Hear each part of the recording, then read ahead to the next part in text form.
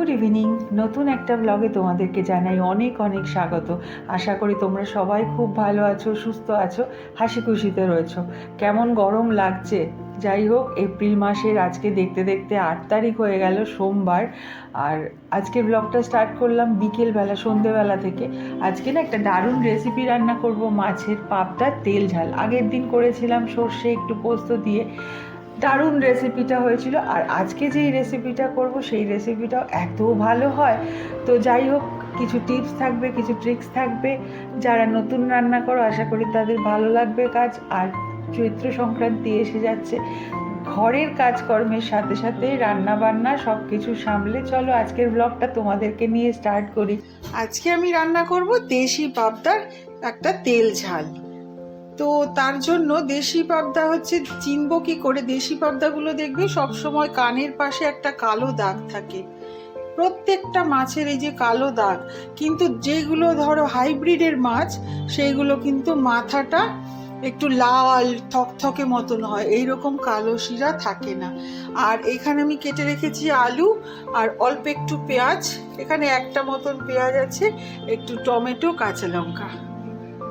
আগে এটাকে তেল দিয়ে, কাঁচা সর্ষের তেল দিয়ে একটু মাখিয়ে রাখি, না তো যা ফাটে না, প্রচন্ড ফাটে। যাই হোক, নুন হলুদ আর কাঁচা তেল দিয়ে এটা ভেজে নিই। এদিকে আমার সর্ষের তেল গরম হয়ে গেছে, একটু নুন দিয়ে দিই,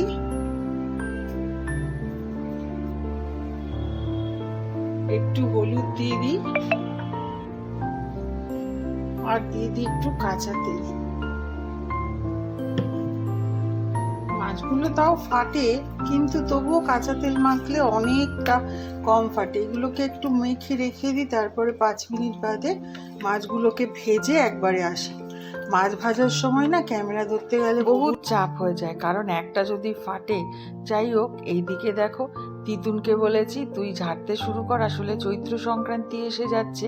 এইদিকে ঘর তো এতদিন খালিই পাইনি, বাড়িতে লোক ভর্তি থাকলে না ঝাড়পোছ করা ভীষণ অসুবিধা। তাই মাছগুলো ছাড়তে এদিকে ভাজতে শুরু করেছি।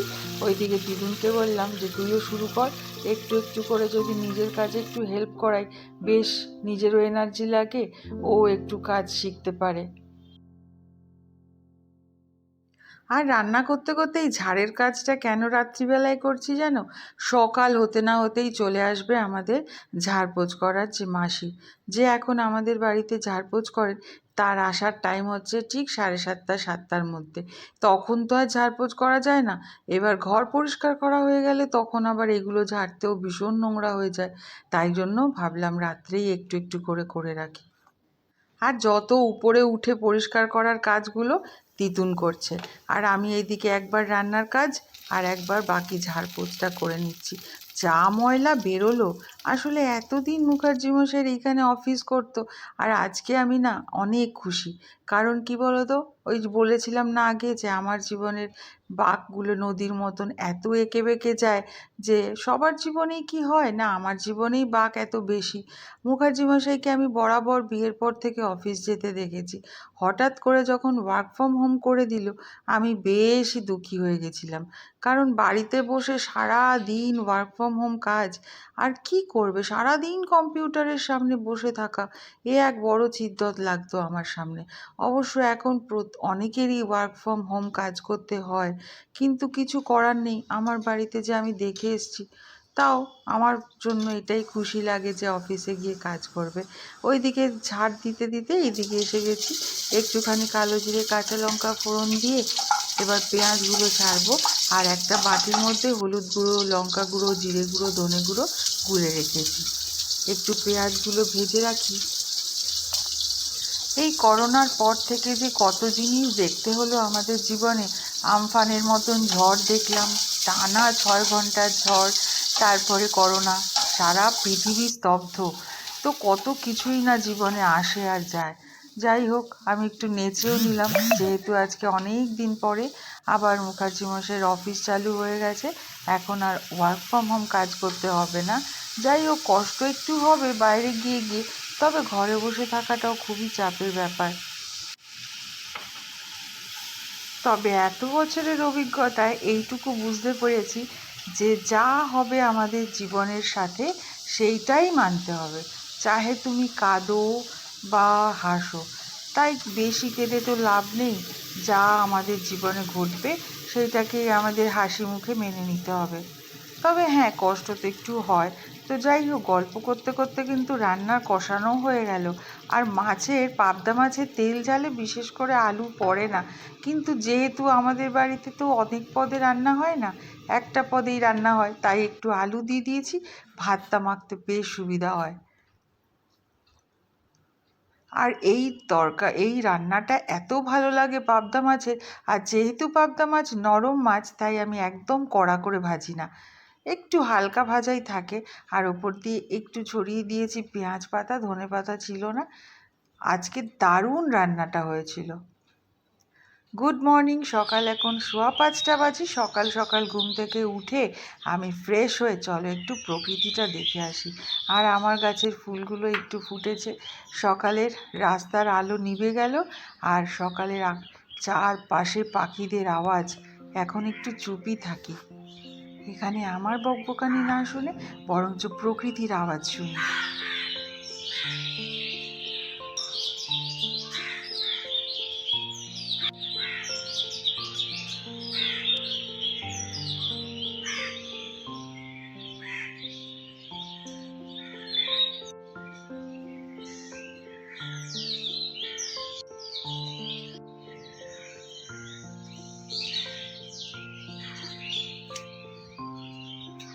আর আজকে হচ্ছে মঙ্গলবার সকালবেলা।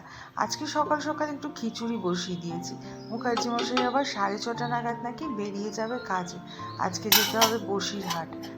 এদিকে চা আর এদিকে একটু খিচুড়ি, সঙ্গে একটু আলু ভাজা করে দেবো, কারণ এত ভোরবেলায় অন্য পদ আর রান্না করার সময় হবে না। আলুগুলোকে কেটে রেখেছি, আর চলে এসেছে ঋষি।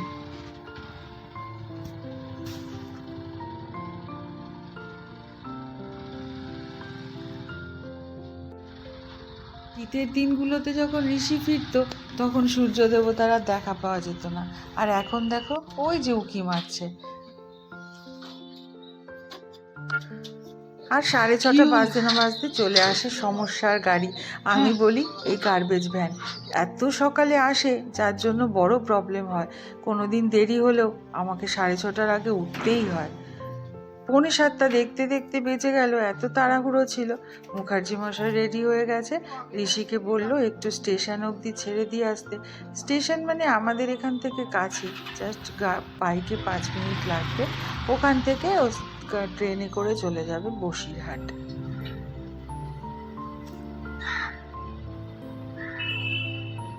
যাক, সকাল সকাল অনেকটাই যখন রান্নাঘরের কাজ মিটে গেছে, এখন কিছুটা সময় না গাছগুলোকে জল একটু দিয়ে দিই। বিকেলবেলায় জল দিতে হয় জানো, এখন এত রোদের তেজ বেড়ে গেছে যে সকালবেলায় ভাবলাম তাই 1 বোতল জল দিয়ে দিই, নইলে তো একদম বিকেল হতে না হতে ঝিমিয়ে যায়। আর দেখো, যা না গাছ হয় তার থেকে বেশি আগাছা হয়। 2 দিন বাদে বাদেই এই অশিক্ষিত গাছের সংখ্যা বেড়ে ওঠে। যাক, এগুলোকে একটু ফেলে দিই। আর এইদিকে না নিশ্চিন্ত মনে বসে যে একটু শান্তি মতন গাছের সেবা করব, তার উপায় নেই। কেন বলো তো? মশা। এই সকাল সকাল মশাগুলোর তাণ্ডব দেখেছো? চারপাশে একদম ঘিরে ধরে। এত সুন্দর আমাদের দেশ, এত সুন্দর আমাদের প্রকৃতি, এই মশাগুলো কেন এত ভালোবাসে এটাই বুঝতে পারি না।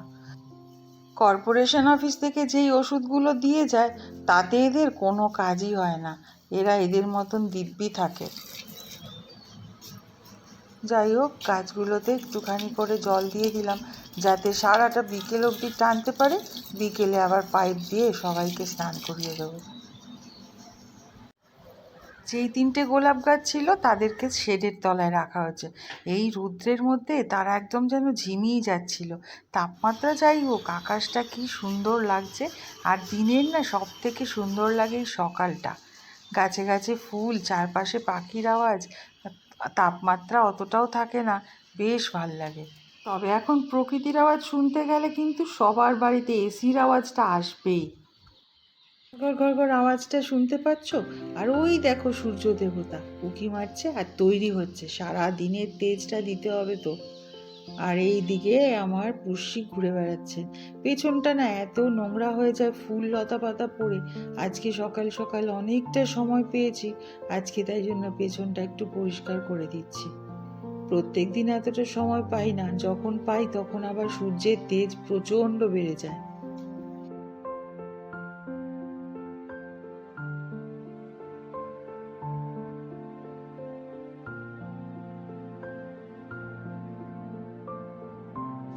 থেকে এত কাজ সারলাম, সবে 7টা বাজে।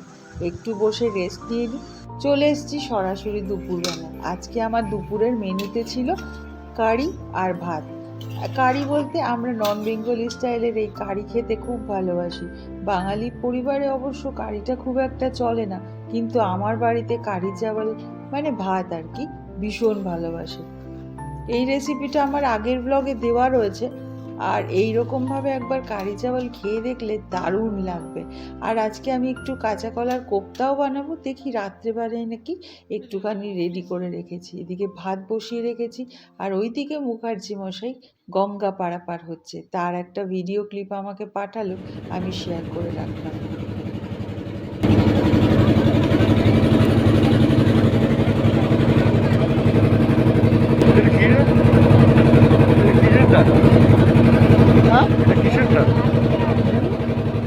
আজকের গল্প তাহলে এখানেই শেষ করি। তোমাদের ভালো লাগলে একটা লাইক করে দিও, আর নিজেদের অনেক খেয়াল রেখো, সুস্থ থেকো। দেখা হবে পরের একটা ব্লগে, ততক্ষণের জন্য গুড নাইট।